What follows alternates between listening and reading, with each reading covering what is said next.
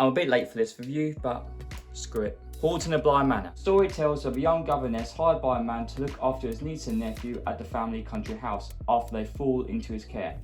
Arriving at Bly estate, she begins to see apparitions that proceed to haunt the premises. Now before we get into the review, this will be a spoiler-free review, so don't have to worry about anything. Even though you've probably seen it by now, but just to safeguard, no spoilers here. I was a massive fan of Haunted of Hill House. It was such a fantastic show. Great acting, great writing, directing, cinematography, you name it, it had it, and it was 10 out of 10. So when I heard they were making a spin-off show called Haunted of Bly Manor, my excitement was at its peak. I was so looking forward to this. And I have to say, it was disappointing in a certain aspect. Right, let's start off with the positives about the show. Just like the first season, Hill House, the cinematography in the show is beautiful. It's sort of like a blurry, sort of like dreamy sort of look like the first season. It was fantastic looking. Directing was all done by Mike Flanagan this season. He was filming Dr. Sleep, I believe, at the time of this show being in production.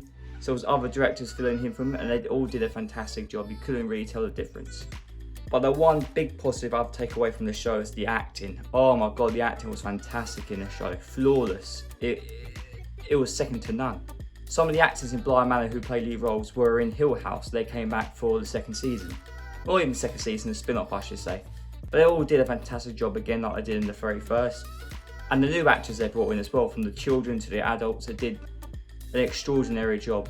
Now we ended the positives and now we're on to the negatives. Now, the positive section may seem short and sweet, but honestly, they were the brightest parts of the show and they did overshine the negatives. But these are sort of, you could say, nitpicky, but this is just how I felt. Haunted of Bly Manor was advertised. It was advertised as a horror. The trailers all advertised as sort of like a new horror show, like Hill House.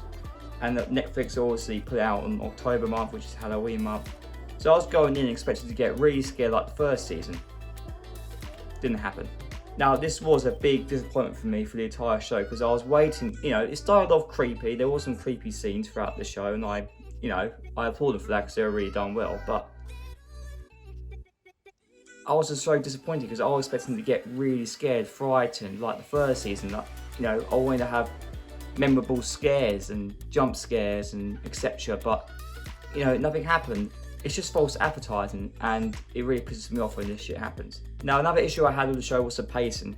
I feel like this show did drag out quite a bit. In Hill House, each episode told the story of each character and each one was intriguing, fascinating. You got to know the character more, you progressed the story more. Bly Manor, 1, 2 were reporting I guess, but 3, 4 were useless. They're just filler.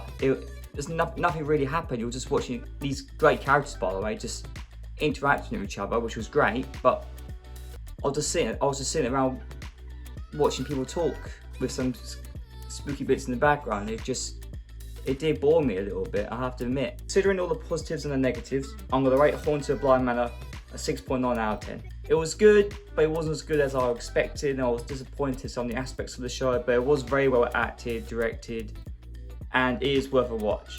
Hope you enjoyed that. Please like and subscribe, and I'll catch you all in the next video. Peace out.